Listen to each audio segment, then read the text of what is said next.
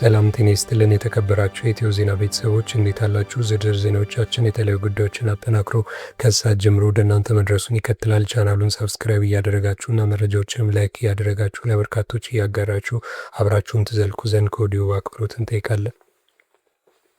በራያና በጎጃም ግንባሮች የተመዘገቡ ወታደራዊ ግጭቶችና ህዝባዊ ውይይቶች በፋኖ የሚመሩ ህዝባዊ ውይይቶች ተጠናክረው ሲቀጥሉ በራያ ግንባር በተጠንቀቅ ላይ የነበረው የአገዛዙ የመከላከያ ሰራዊት መፍረሱ ተሰማ። በራያ ግንባር በተለያዩ ምሽጎች ውስጥ ተመድቦ በነበረው የብልጽግና ሰራዊት መካከል በተቀሰቀሰ የእርስ በርስ ግጭት አጥቢያ ሌሊቱን የሶስት ወታደሮች ህይወት ማለፉም ተገልጿል። ውጊያው ሲጀመር ፈርሰው ወደ ፋኖ ይቀላቀላሉ በሚል ስጋት የመስመር አዋጊዎች የአማራ ተወላጅ የሰራዊት አባላት ከፊት አሰልፈው የጥይት ማብረጃ ለማድረግ ትዕዛዝ አስተላልፈዋል መባሉን ተከትሎ በተለይም በሆርማት ካምፕ አካባቢ በተቀሰቀሰው በዚህ ግጭት የሶስት ወታደሮች ህይወት ወዲያውኑ ሲያልፍ በርካቶች ደግሞ ቆስሎ በሞትና በህይወት መካከል ይገኛሉ።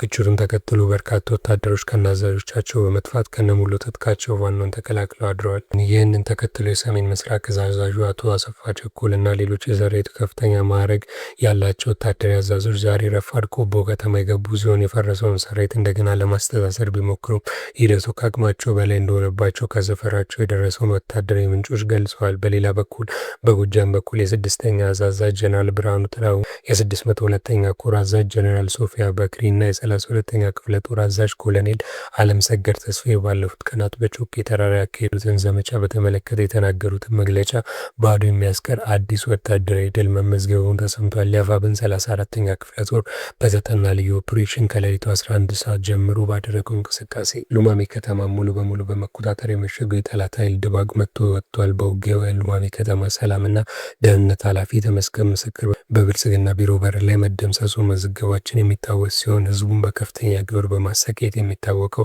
የገበያው ጽሕፈት ቤት ክብር ሰብሳቢ ቡድን መሪ ናቃቸውን ጃኔ በማህበረሰቡ ጥቆማም ተማርኳል።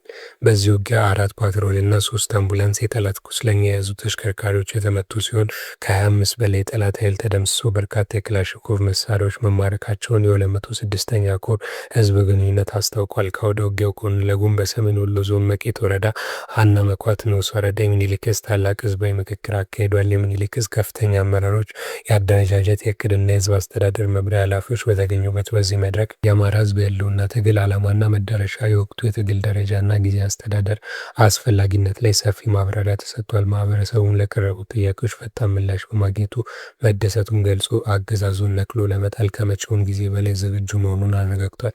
በተመሳሳይ ዜና የአፋብኃኝ ጎንደር ጠቅላይ ግዛት በላይ እዝ ከቅርብ ጊዜ ወዲህ የአንድነት ምስረታ ማግስት ጀምሮ በስምሪት ላይ የሚገኝ ሲሆን በሁሉም ቀጠናዎች ከህዝብ ጋር የሚያደርገውን ውይይት አጠናክሮ ቀጥሏል።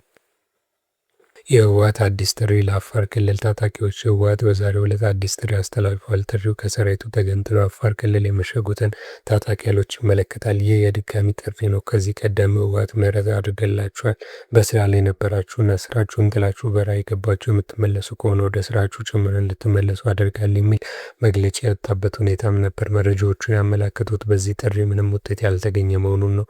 በዛሬው ዕለትም ህወሓት አዲስ መግለጫ ወጥቶ ታይቷል። የብልጽግና ዘር ማጥፋት ስርዓት የትግራይ ህዝብ ለማጥፋት እቅዱን ለማሳካት በትግራይ ውስጥ ጥቂት ካድሬዎችን በመልመል የትግራይን አቅም ለማዳከም እየሰራ ነው ያለው ህወሓት በዚህም በጊዜ አስተዳደሩ ከፍተኛ አመራር ውስጥ ያሉ ካድሬዎች የጠላትን ተልዕኮ በመውሰድ የትግራይን ጥቅም አሳልፎ ለመስጠት ብሔራዊ ክህደት ፈጽመዋል ብቻ ሳይሆን በትግራይ ህዝብ ሉዓላዊነት ላይ የታጠቀ ቡድን እስከ ማደራጀት ድረስ ታሪካዊ ክህደት ፈጽመዋል በማለት አቶ ጌታቸው ረዳና ጀነራል ጻድቃንን ስም ሳይጠቅስ በክህደትና በህገወጥ ያለውን ጦር በማደራጀት ወንጅሏቸዋል። በትግራይ ታሪክ ውስጥ ጥቁር ጠባሳ ጥለዋል ያለው ህወሓት የዘር ማጥፋት ስርዓት መሳሪያዎች ሆነዋል እና የትግራይን ህልውናና ብሔራዊ ጥቅም የሚጻረር እርምጃ ሲወስዱ ቆይተዋል በማለትም ታጣቂዎቹን ወንጅሏል። ህወሓት ቀደም ብሎ ለእነዚህ አፋር ክልል ለመሸጉትና የአራ መሬት ታጣቂዎች ላላቸው ተፋላሚዎች ጥሪ ያቀረበ ሲሆን የኑ ተመለሱ ጥሪው በተላለፈ በቀናት ልዩነት ውስጥ በአፋርና ትግራይ አዋሳኝ አካባቢዎች ጥቃት ከፍቶ እንደነበር ከስፍራው ሲወጡ የነበሩ መረጃዎች ያመላክቱ ነበር። ህወሓት ዛሬ በወጣው መግለጫው ደግሞ የለም እንደውም የጥቃት ሰለባ የሆንኩት እኔ ነኝ ሲልም አስታውቋል።